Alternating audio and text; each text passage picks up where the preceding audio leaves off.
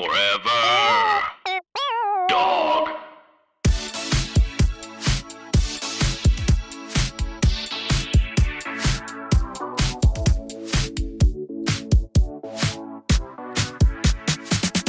Oh my gosh. Wow. I must have ordered this extra hot by mistake. Wow. Are we on the sun? Is this Mercury? 140 degrees. Celsius. Welcome Celsius.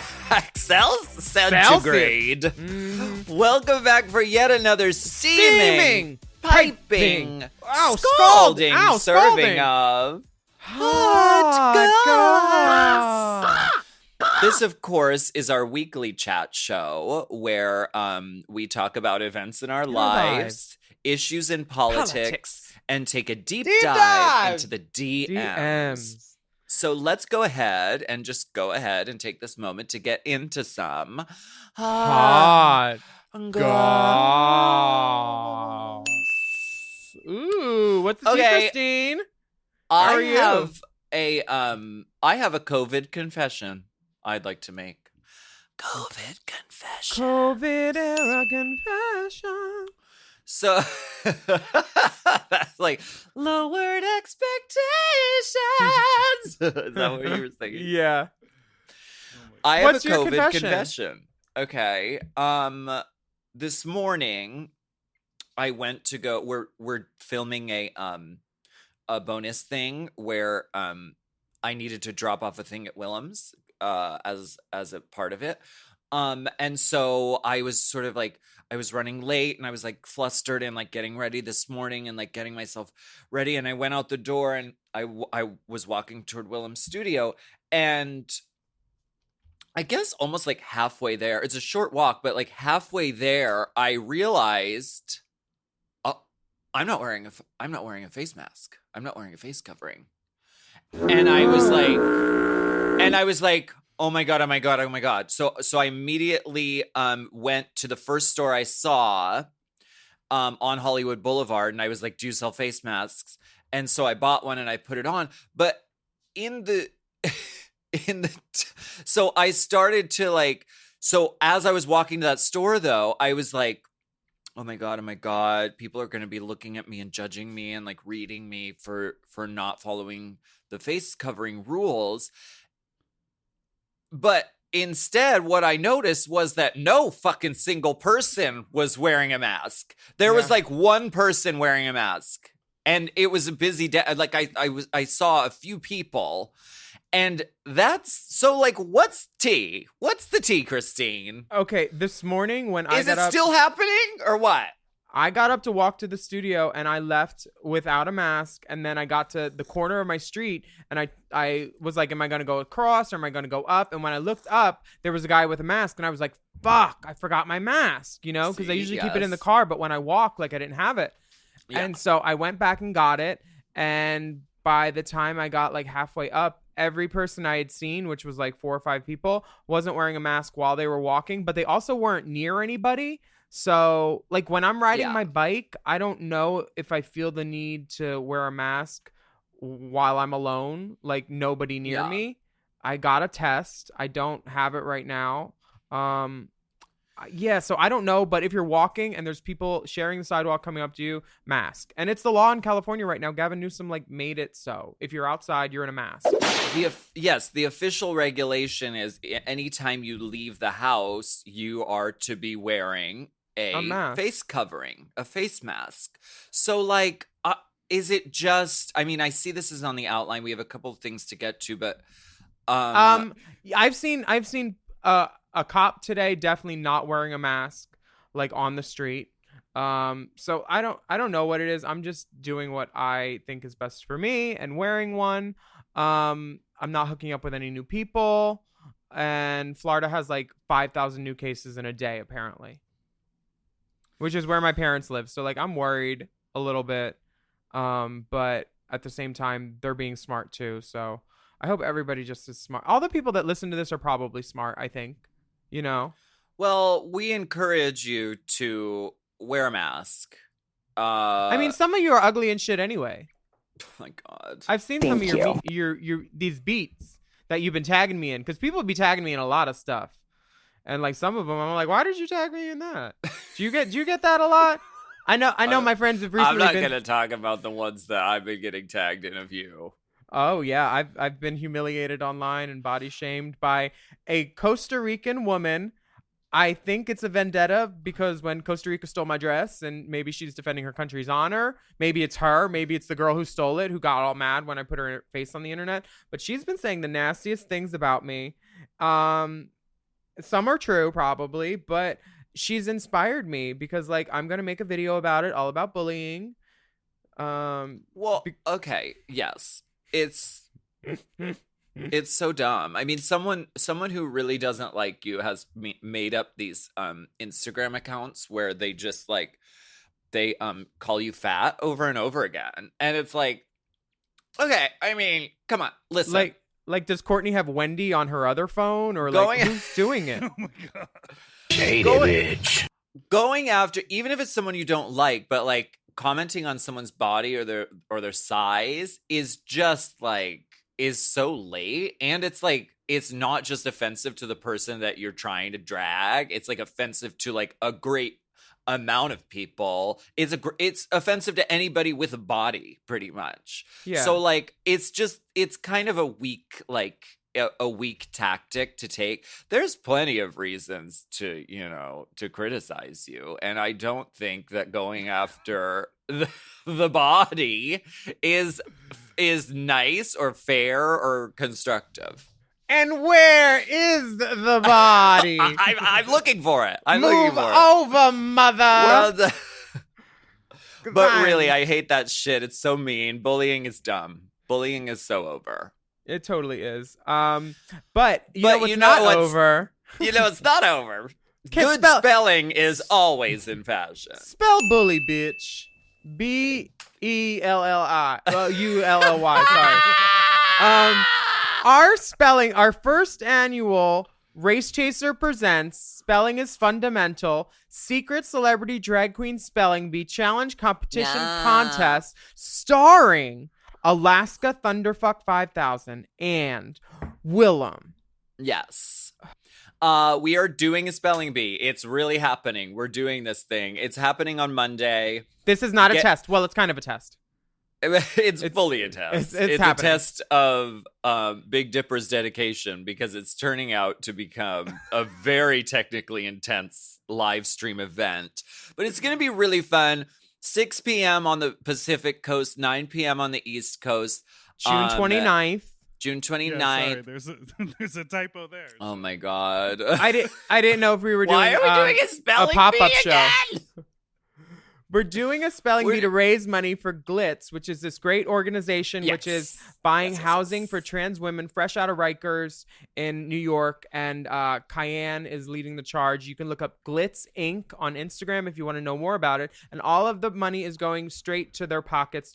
So you're helping them. You're basically getting a free show and making a donation to a cause that matters right now. So please buy your tickets. It's only $10. And if you want to up the wager, we can be a little betting man. That's available too. You just need to get those bets in before we start. Yes, it's going to be really fun. Secret celebrity appearances, stunt shows, and most of all, spelling for a good cause. So go to racechasertickets.com. You can find out all the details and you can get a ticket. It's going to be a really fun live stream event. The last one we did was really fun, and we raised a whole bunch of money for a good cause. So we said, let's fucking do it again. I said, spell charity, bitch. Charity's US. my drag daughter. That'll drag gag. Let me tell you about the drag children of the future, because Bambi Banks Kool-Aid set fire to the precipitation, the rain, the hail. She is Shay's baby. I watched that Chicago drag thing. I watched the whole thing, all 3 hours. And there were some revelations, but Bambi Banks Kool-Aid, I want to see her more on TV because I want to see her. She's sickening. Yeah. I mean, it's a testament to her mother, I'm sure, a little bit, but like that Chicago drag thing was kind of crazy. Was Kat Sass the one who had all those chains like glued to her and was like taking up time in the past? Okay, I know who she is then. Yeah.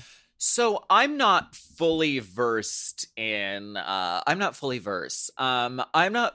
versed in everything that happened. I watched some of the highlights and I get the gist of kind of what happened, but we're talking about Chicago and the Chicago drag scene right now. Chicago Black Drag Council. Right. There's a lot of discussion happening and a lot of like restructuring that's going on. There's some Chicago dissection right too, now. honestly, and dissemination. Deep dissemination. So what basically happened was, and we kind of touched on this before, but there was a Chicago Black Drag Council, and they had a town hall meeting virtually. After they sent over the past weekend. Yeah, after they had sent out a letter to multiple promoters and bars in the city demanding their attendance at the meeting, representatives, and basically telling people how this was going to be in the future for Chicago and drag. There would be more opportunities for black queens that were slighted and maligned by white promoters or bars or whoever. Everybody was called out. It was open season. Tranica and Kat Sass got the brunt of it. A couple of other bars, and the Chicago Black Drag Council and Lucy Stool and the bar owners are all working together to make sure this happens. I think I would like to say that Roscoe's did say some great things, like that one night is not enough because they are the presenters of Black Girl Magic with Vixen and all the dolls there. So they're working to restructure some nights, and Tranica originally had agreed to step away from hosting 2 nights a week out of the demands on that letter that the Chicago Black Drag Council said. And then during the Zoom meeting, they told her, you'll be giving up 2 nights.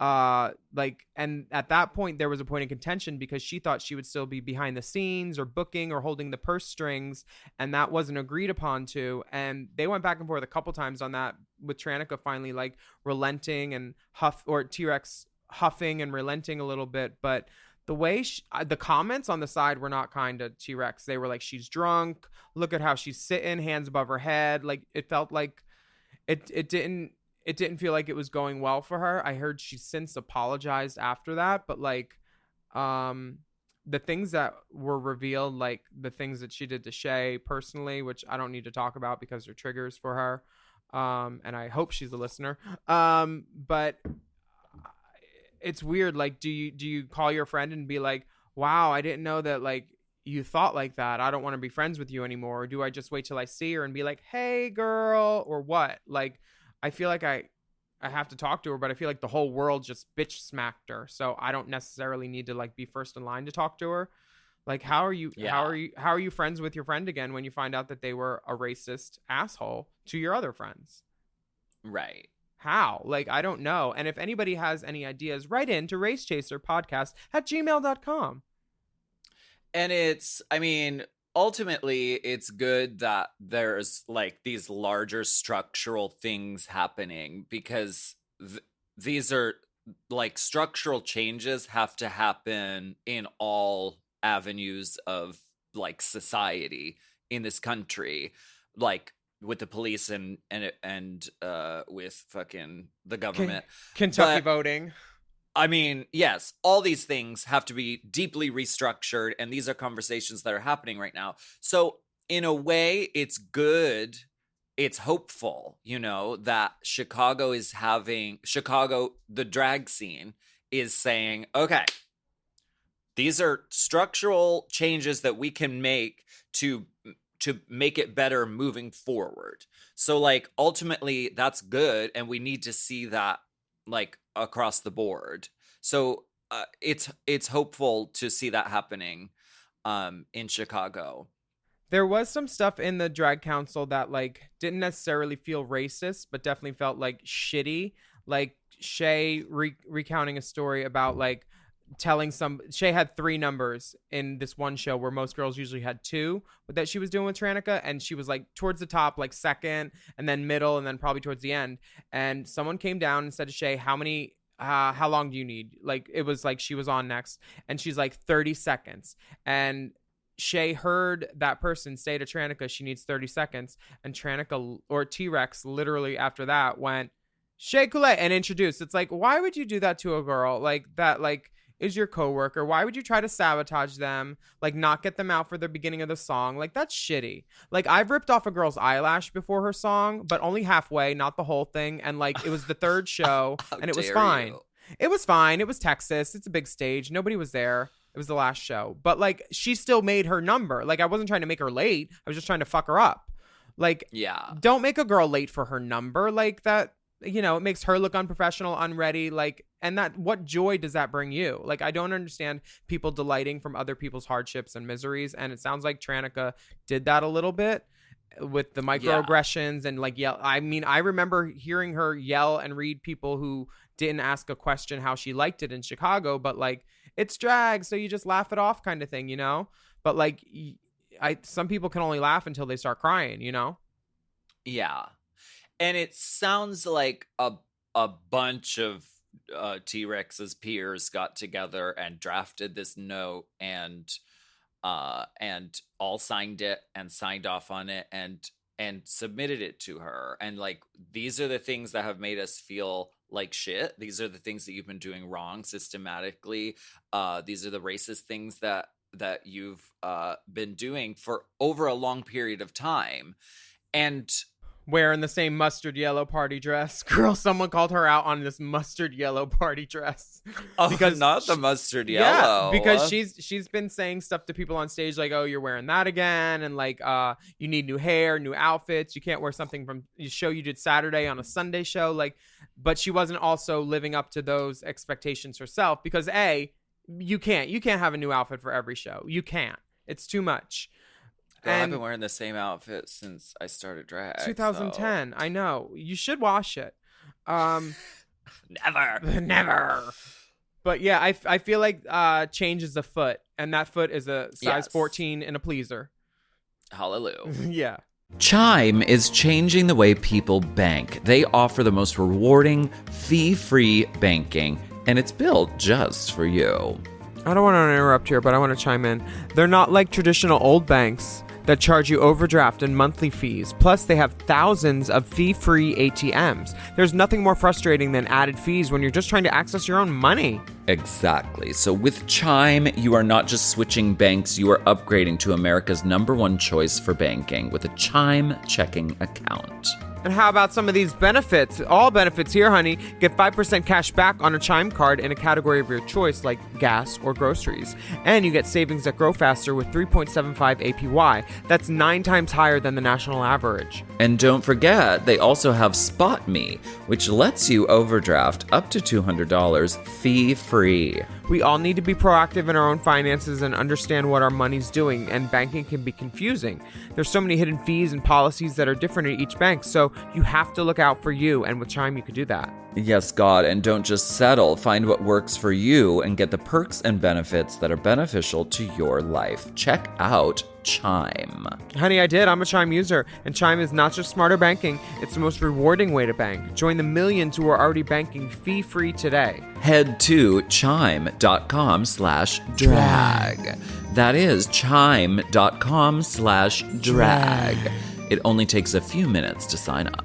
Chime is a fintech, not a bank. Banking services provided for MyPay and Chime Card provided by Chime Bank Partners. Optional products and services may have fees or charges. Stated annual percentage yield and cashback for Chime Prime only. No minimum balance required. Checking account ranking based on a J.D. Power survey published October 20th, 2025. For more information on APY rates, MyPay, SpotMe, and travel perks, go to chime.com/disclosures.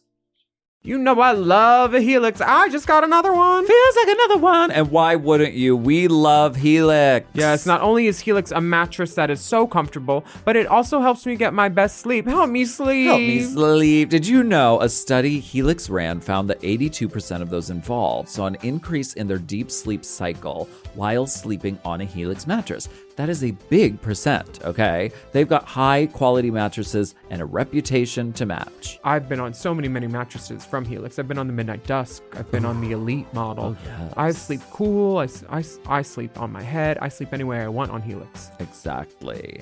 And you don't want to miss out on this Memorial Day sale. Ooh. So here's how you get a Helix. You take the Helix Sleep Quiz, Check. and based on your answers, they recommend one of their many different models. So if you like it firm or you like it soft, or if you run hot when you sleep, Helix has something just for you.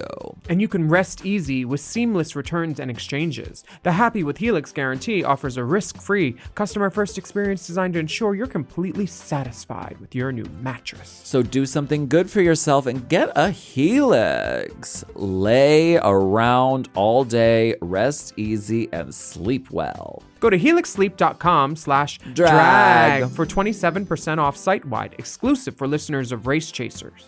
That's right. That's helixsleep.com/drag for 27% off site-wide. Make sure you enter our show name after checkout so they can know we sent you. That's helixsleep.com/drag.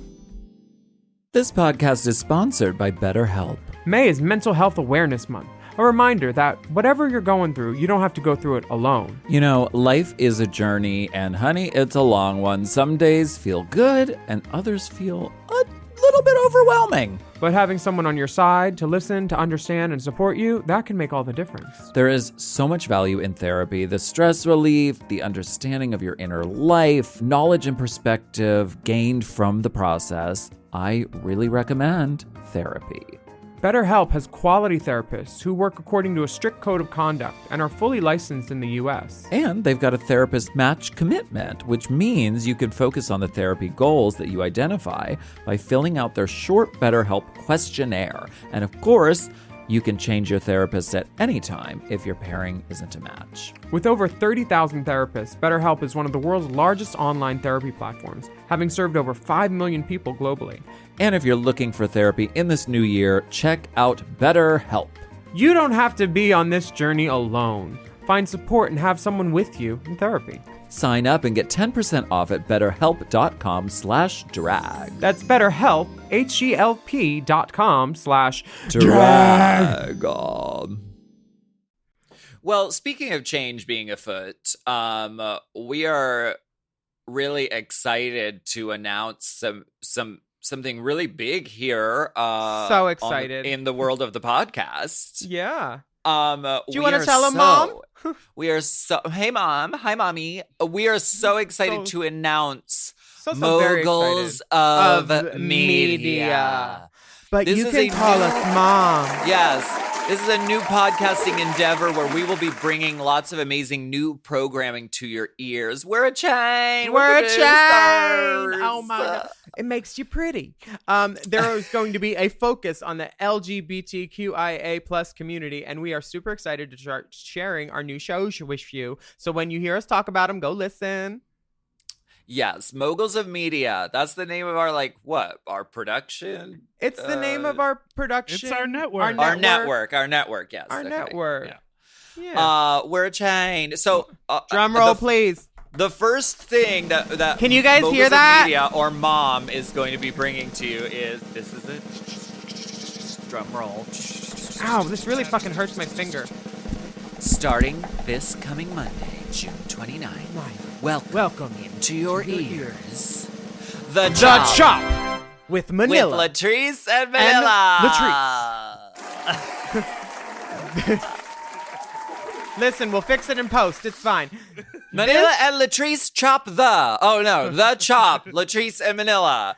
Okay, so presenting with Chop you the. may be wondering, what is the chop? Well, this is a recap and review show all about Canada's Drag Race. That's so you can right. tune in each and every Monday to find out who's on top and who got the job. We love Latrice and Manila so much, and we're so thrilled to welcome them into the M.O.M family. We're network girls. We're the network brass. We're the network brass and rose gold. Also, there will be Canadians featured on each episode of the Chop. Really? Yes, Are you gonna book them? I've spoken to many Canadians, and I have made gestures and Lewd gestures. yes, gestures and salutations and inquiries about bookings. We'll definitely have some commentary from very many Canadians that you know. Yeah, and Surprise guests, the point, secret celebrities. Yes. The point of Moguls of Media, or M.O.M, is to just like kind of expand this thing called Race Chaser, which we love so much. It's brought a lot of joy to us. And you, the listeners, love it. But we want to like share the wealth with our sisters because this is an amazing it's an amazing platform to have. And so we just want to like invite in our fucking sisters to be part of it with us. So I'm fucking so excited. Latrice and Manila, The Chop, starting Monday, June 29th. Girl. And Drag Race Canada. Hello. Yes, so exciting. So I just saw Brittany. We're going to take, Dipper's touching himself. I didn't know what he was doing. No, Rainbow Spotlight, and then we take our break. I thought you were doing your air break. Up here. Ooh, I think the Sasha Colby where you hold all the hair up and take it down strand by strand. That's how you get the volume in. That. So we have a very special Rainbow Spotlight this week. As you may know, there's a new song that just dropped that's hitting the airwaves, and it's called Sitting Alone in the VIP. Which is my collab with the amazing Candy Muse. The Dominican doll. Yes. Just as like context, this is, if you don't know, this is based on a tweet that Candy Muse, who's iconic, follow her. She's amazing. But Candy Muse tweeted a long ago, a couple of years ago, right? Sitting alone in the VIP. Yeah. And probably 2 years ago. And no one has asked about how I was. Yes. She basically tweeted this really earnest, like heartfelt tweet that was like, I'm sitting alone in the VIP right now, and everybody keeps asking me for a picture, but nobody asked me about how I'm feeling or how my day was. And it went viral. It exploded to the point where people started taking pictures in VIP sections alone, staring off despondently. I definitely did. Yes, I did too. And I got so many phone calls from people being like, "Are you okay?" And then someone I don't even like was like, "I tried to say hi to you at the party, but like, and I was like, "What?" And then they're like, "Are you?" I was like, and then I sent them the link to Candy's thing, and I was like, "It's a joke." Like, yeah. Yeah. So it's based on that tweet turned viral challenge. And I woke up one morning and I just had this sitting alone in the VIP, sitting alone in the VIP, like in my head. And I was like, oh my God. So I got Candy on the phone. She was so into it. She was like, I've been thinking of doing a song, and I actually wanted to do the song with you. So it was like perfect timing. So I went to Ellis, who from Beat Salon, who did Ellis did Read You Wrote You, and many other songs. And we got together and we fucking did this song, and then COVID happened, and then it was like it just kept getting like delayed and delayed. But you know what? It's finally here. I think it fully encapsulates the feeling of the tweet, and Candy Muse is fucking amazing. So check out this fucking song.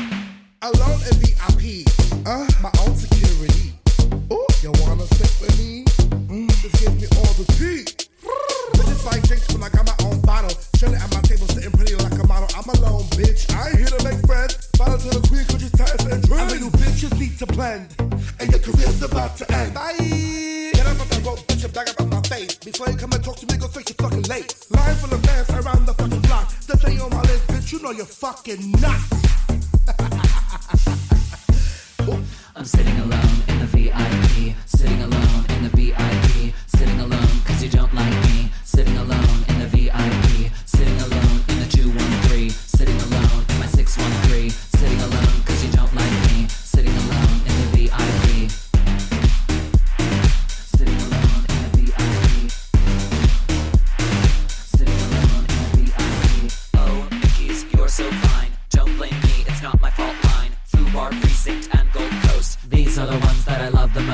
She's got style, she's got flair. Thin white bitch, Blair St. Clair. VIP, I don't wait in line. I'll be in the club if you wanna FaceTime. I'm sitting alone in the VIP. Sitting alone in the VIP. Sitting alone cause you don't like me. Sitting alone in the VIP. Sitting alone in the 213. Sitting alone in my 613. Sitting alone cause you don't like me. Sitting alone in the VIP.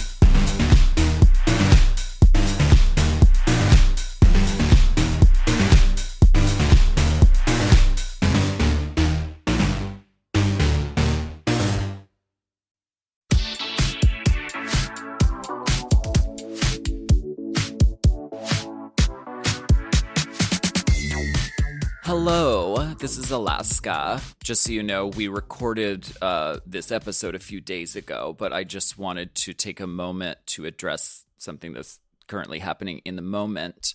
There's a lot of conversations going on about some things that I did early in my drag career, and I want to address them here. I put a statement on Twitter, but I also wanted to address it here. There's some video clips and some images from a few years ago. And basically, I say a joke where I use a racial slur and I use a transphobic slur. And I make jokes about sexual assault. I use racist imagery. And so there's like a conversation about it happening that people want me to address it. And I want to address it because this isn't the sort of thing that, especially in this moment right now in history, I don't want to just be like, oh, well, if I don't address it, it'll just go away. Like, that's not. I take responsibility for everything that I've done in my drag career. I've done a lot of stupid fucking things. But, okay, so, I mean, anyone who knows me knows that I don't have hate in my heart, toward anyone. And so that wasn't my intention at the time when I was using these things. But the important thing, and this is what the conversation is about, it doesn't matter what my intention was, because it's really a conversation about privilege. And I, as a privileged individual, said these things and did these things and got away with them. These things were encouraged. And that is literally privilege at work. And so what I didn't realize at the time was that these words and these images have power. And they have the power to really hurt people or make people feel devalued or triggered or targeted or unsafe. And also, they have the power to embolden people who do have hate in their heart to feel free to go ahead and use these things against people and perpetuate that sort of cycle of hurt. So it's not okay. And I apologize. And I'm really, really sorry, because I recognize that this causes damage to people. And these were hurtful and harmful and negligent choices that I made. And I take full responsibility for them, and I have to be accountable for them.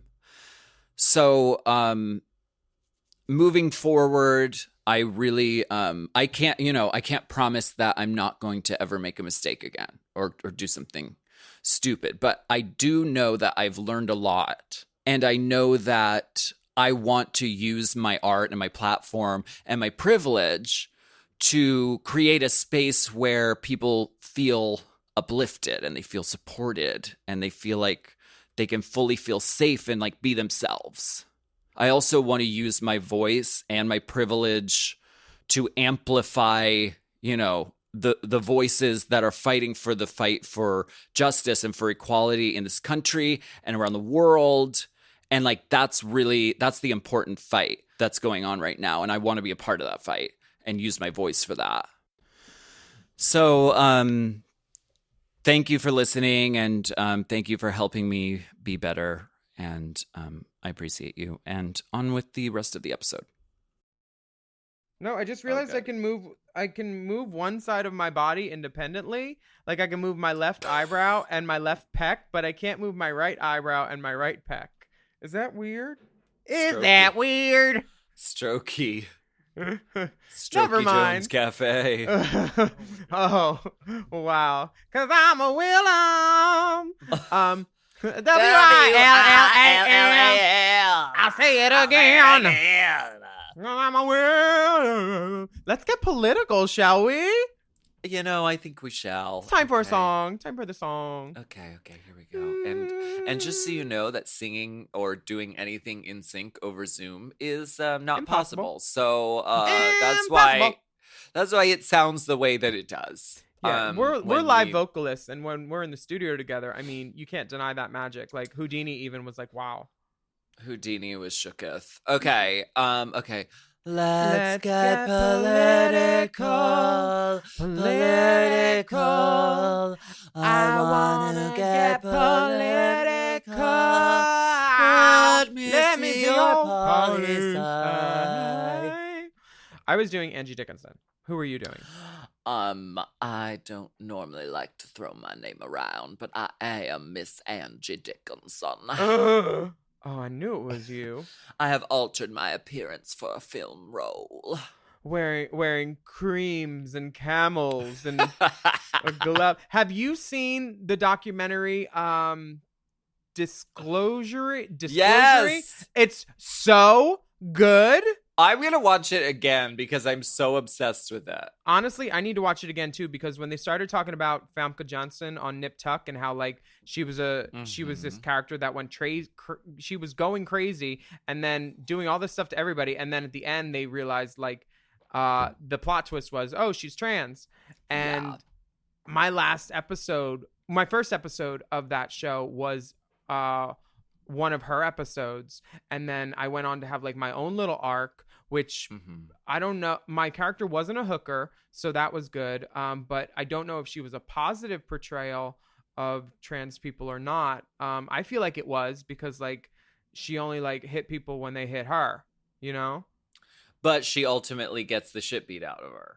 Oh, multiple So- times. She got castrated, she got thrown in a grave, it's like- she got beat up, she got bad Ugh. surgery, and then she blackmails the doctors, and then they like fix her up, I think, and then she definitely peed on the doctor's sons with all of her girlfriends too. But that's yeah, I'm like, are they gonna talk about, like, I was waiting, I was like, am I canceled too? And then they went straight from Famke to I think somebody else in Nip Tuck that might have been trans, or a Ryan Murphy character, because like Ryan's been always putting transgender stuff at the forefront of all of his shows, even the ones that haven't gotten picked up, like the pilot Pretty Handsome. And Alexandra Billings was in that, and that was the audition where Carson Kressley was like, y'all girls do this a lot in the audition room and the callback, and we were like, yes, Carson. But Alexandra was in that documentary too. Everybody was in the documentary. Trace, Laverne. It's an amazing documentary. It's on Netflix. It's called Disclosure, and it's the Laverne Cox film, and it's all about trans representation throughout history in Hollywood and in media, and it's really eye-opening and really amazing to see. Everyone on screen in the film is trans, so it's just so amazing. I can't wait to watch it again. I was talking to someone about the doc, and they said, I told them the facts that like 80% of Americans don't know someone transgendered. So almost all of their impressions of the trans community is from media. So that's why this is important, and getting positive representations out there. And they said back to me, they're like, well, didn't you play a bunch of hookers on TV? And I was like, yeah, but so did Jasmine, who's in this documentary, saying she was prostitute 1, hooker number 2, all this stuff. It's like, those were the roles offered. Like, I was playing them. This actress named Jen, who's also a writer, said that the most harmful thing about all these roles on TV is that they were mostly played by men like me. I mean, that's not true. Jasmine is trans. I am a man, but like, do I have to like issue an apology like for all my former roles? I know the girl is mad about my back roles still, but what about like my acting roles? Like, do I have to apologize for Nip Tuck? All that. I there's so many things going on right now that I'm just like trying to like just keep on the right side of the line. And this documentary made me feel like I did something wrong 100%. Well, I mean, it's a larger discussion, and it's sort of like, I mean, it's not as though you're like a straight man who's stepping in and sort of like benefiting and being applauded for playing bravely portraying a trans woman. You work in the world of drag, you work alongside trans women as your like friends and your colleagues. So I don't think any of them would have anything to say to you about you playing the role of Cherry on Nip Tuck. I mean, The way that Jen, I think, explained everything was that all these men get so many accolades and awards when they play trans people. Like, it's so brave. Like Jared like, Leto. how brave! Oh my gosh, give him the Oscar. The movie Dog Day Afternoon, the role first went out to a trans woman, and I heard the same thing happen with Trans America too, with Alexandra. There's like so many men who have played roles, and then they're like, oh, instant award bait, you know? Like, yeah. you play a hooker, you play trans, or you die, awards bait. Right. Everybody knows that. And this documentary illustrated so many instances of that happening, and I was just like, wow, part of the problem, hello. But, you know, I'm not trying to play roles like that anymore. Hopefully they won't be written, but it was so weird that was always the story that was like being told, just like, this needs to be readable as a man. Yeah. So strange. And it's, you know, it's part of the system that still is a huge problem. And that's why like disclosure is important, because it's like really moving the conversation about like how trans people need to be portrayed moving forward. And so I hope that fucking Hollywood is listening. And it's about education, because I bet a lot of the people who wrote those roles, cast those roles, produced those shows thought, wow, we're pushing forward by including trans characters in our media. Yeah. In their brain, they thought, wow, we're being progressive. Yeah. And that's why education is so important as we move forward through all sort of social movements, is that things change. Everything changes. The standard changes. The needle changes. It's all about continuing to learn and move forward. The Standard's closed. I walked by it last week. The Standard. Yeah, I tried to go to the pool. Hello. Knock, knock, knock. Hello. I have my key card. Let's go ahead and take a break, and we'll be right back.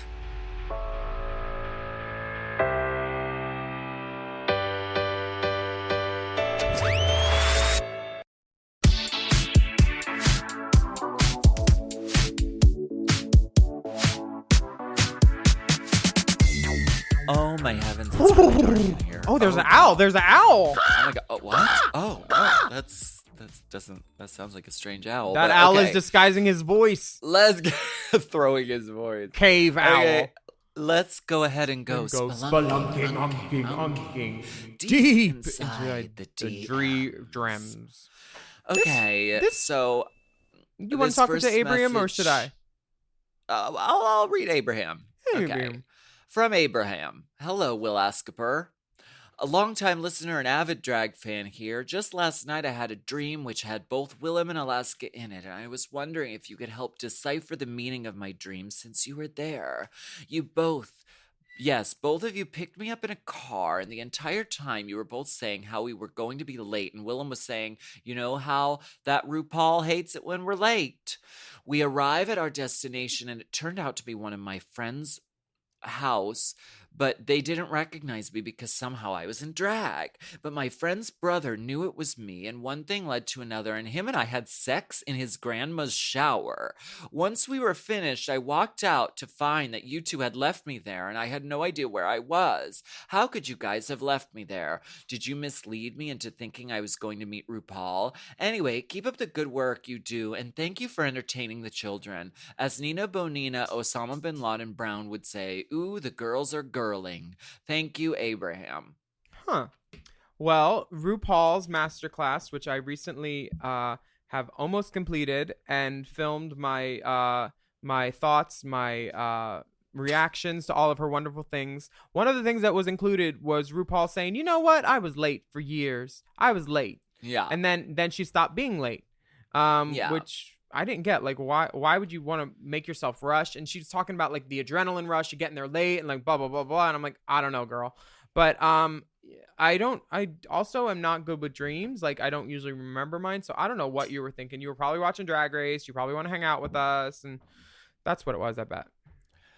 Well, okay, but Abraham. And you're horny. You're horny. First of all, we put you in drag, okay, which is a rare and thrilling gift. That's 2 hours right there. Second of all, we gave you a ride. Third of all, you got dick at the destination.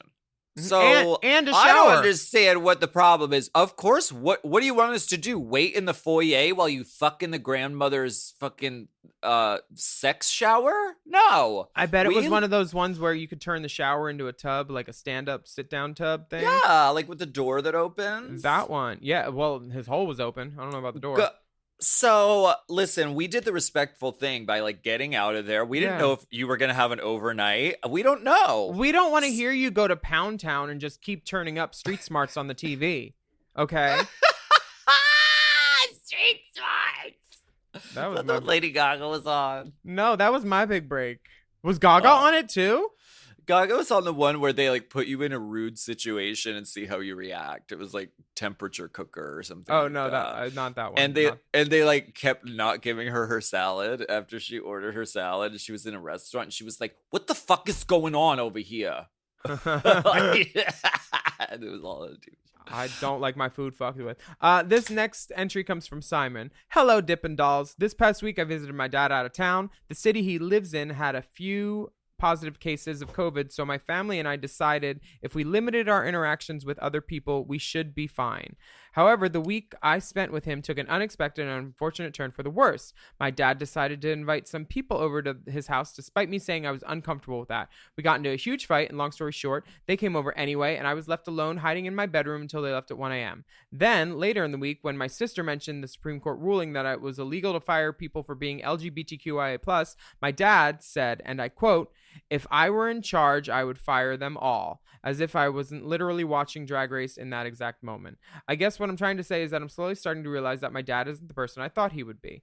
I thought he was, and I don't know if I'm ready to come to terms with the fact that he may be a really horrible person. I'm not sure what y'all's relationships are like with your fathers, but I was hoping you can give me some advice on how I should deal with this, because I love my dad, but I'm not sure he respects me or what I believe in, or if he would even accept me if he knew I was gay.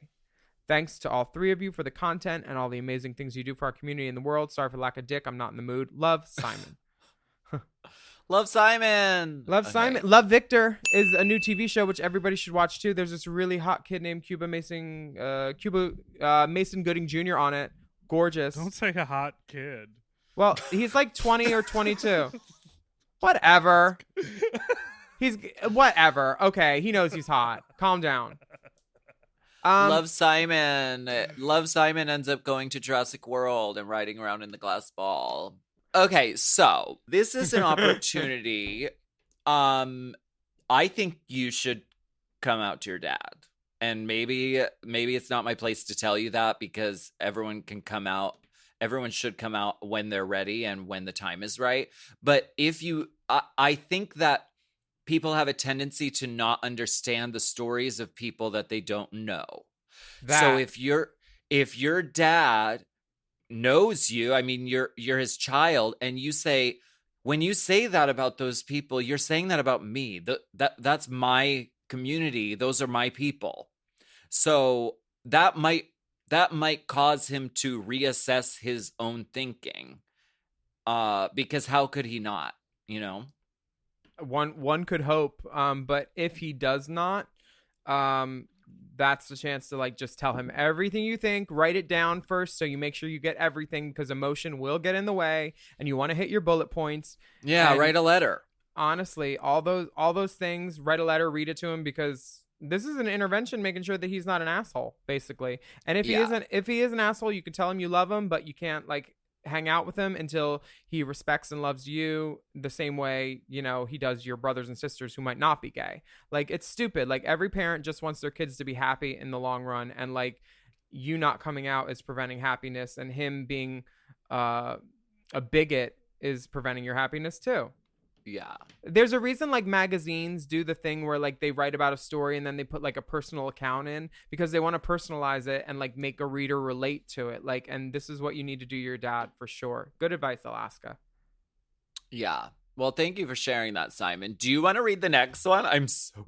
Sure. This is from Chimera, maybe? The name has a lot of letters. Hello, Alexis, Lightning Fudge, Willamina Belly, and Ursa Major. I'm writing to thank you gals for continually using your platform to speak in solidarity with our trans brothers, sisters, and siblings. There's a new documentary on Netflix called Disclosure about trans representation in the media. It's got all the dolls, Laverne, MJ, Angelica, Trace, Jamie, Candace, and many more. I thought it was amazing and important viewing, the first of its kind, and I thought your listeners would benefit from seeing it. Attached is some girl dick for your viewing pleasure and the representation.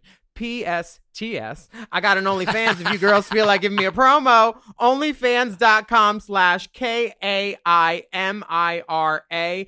And if you're paying by the inch, you're in luck, because Chimera's hung. She's gorgeous. These photos are gorgeous. She's stunning. Honestly, it's like my favorite things to look at, tits and dicks. Because like I know. I love playing with girl. Did you see the new boobs I got that go up to my neck? Those ones. I got Howie to put a zipper in the back. Did you see those new titties? So those titties I got. And then when I wear them, I can't see my dick. So I'm fine with looking at chimeras. Definitely. Because you can't see it. This is finally some fucking girl dick on this pod. It's about damn time. Thank you. Gorgeous. Thank you. Applause. Thank you. And go to her OnlyFans, onlyfans.com/chimera, KAIMIRA. Oh my gosh, so exciting. Okay, do we have time for this one? Should we go for it? Yeah, no. We're good now. Okay. This is from a San Franciscan. Glory be to Willam, Alaska, and Big Dipper. Since the end of season 12, something has been on my mind. On the show, RuPaul has mentioned that San Francisco is one of his favorite cities and has even called it the gayest city in America, which it is. Yet Rock'em Sakura is only the second contestant from San Francisco after Honey Mahogany back on season 5, while the vast majority of queens hail from obvious artistic hubs like Los Angeles, Chicago, and New York. It seems there is a bit of discrepancy when it comes to San Francisco, where a vibrant and historic drag scene thrives. Some say San Francisco's activist transgression, think the Sisters of Perpetual Indulgence with their beards, is what causes the city to be overlooked. Some say that enough San Francisco girls have applied and been rejected that it has discouraged future auditions. I'm hoping to hear your thoughts on the issue. I hope you're all healthy and staying sane. While I'm a proud pig bottom, I get enough compliments on my dick that I think you'll enjoy the picture I'm attaching to this email. I'm also attaching a photo of my ass, because in these socially distant times, a girl gets thirsty. Love in the time of coronavirus, San Francisco drag fan. I think that he's forgetting that San Fran basically has a whole chapter in the history of drag with the Coquettes and and all that. And not all the Sisters of Perpetual Indulgence have beards. Roma doesn't. I've met plenty that don't. A guy named Bennett, who was an LA one, he didn't have a beard. I don't know about the discrepancies about why more girls haven't been picked from San Fran, but yeah, I didn't realize it until now. I'm so sorry, San Fran drag fans. Well, it does kind of stand out as like a little strange because San Francisco's a big city. There's lots of drag there. I mean, there's been lots of drag from San Fran on Drag Race because Dallas Culture makes it all. But that's tea. I mean, it's a kind of a hub of like queer drag, like the queer drag world. So like it is strange that more queens haven't gotten on from hailing from San Francisco, but I would say as advice, you gotta audition, and it doesn't matter if you get rejected or if your friends all got rejected or whatever. You have to audition if you want to. I mean, do it for the city. Like, let's keep fucking representing San Francisco. But you have to audition to be considered. And if you have a beard, just because a bearded queen hasn't been on the show yet, doesn't mean that it's not going to happen. I really think the time is coming. Would you like to speak about the dick and the ass? Oh, sure. This dick looks like an uncut member. The jock is pulled to the side, narrowly shadowing the balls. You can see the strap. There are some short and curlies at the entrance to the anus. And would you like to describe the hindquarters for us, Alaska 5000? Well, first of all, I'd like to give an honorable mention to the red tank top, which is being worn in the dick picture. Thank you. The dick is standing tall, mighty, and proud. And the ass picture, the face is buried under some Brooklinen pillowcases. And shame. There's shame in there.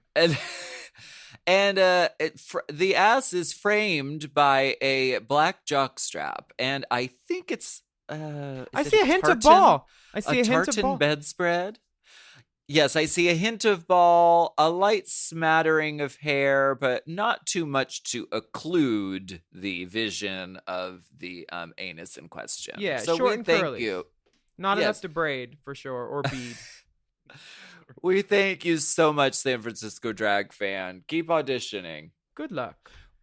We're very grateful that you joined us for this very special episode of Hot Goss. You can send any questions you might have or comments to racechaserpodcast@gmail.com. Good questions and nudity get priority boarding after children and military. That's right. Active military, not passive military. We also have bonus video content available on patreon.com/Willam. Just search using the hashtag RaceChaser and you can watch the videos a la carte. You can follow us on Instagram @Willam, @TheOnlyAlaska5000, and @RaceChaserPod. And there's a link in that bio on our Race Chaser Pod profile with lots of places to donate and to support the Black Lives Matter movement. Yes, and do something every day to educate yourself, to practice anti-racist behavior. Reach out to someone with resources, look for volunteer opportunities, go to a protest, wear a mask, open your purse and donate to an organization, sign petitions, do your part. Do it. And we will be back next week. With more piping, steaming, scalding, bowling, hot goss. Race Chaser. Oh, wait, that's the other. Yeah. No, let's hear it. You all can sing. Gonna tell a story about a podcast called Race Chaser. Bye. Hot Goss is a Forever Dog podcast. Produced by Big Dipper. Executive produced by Brett Boehm, Joe Cilio, and Alex Ramsey. Mixed and mastered by Will Pitts. Our theme song is graciously provided by ATF Enterprises. This Goss is hot.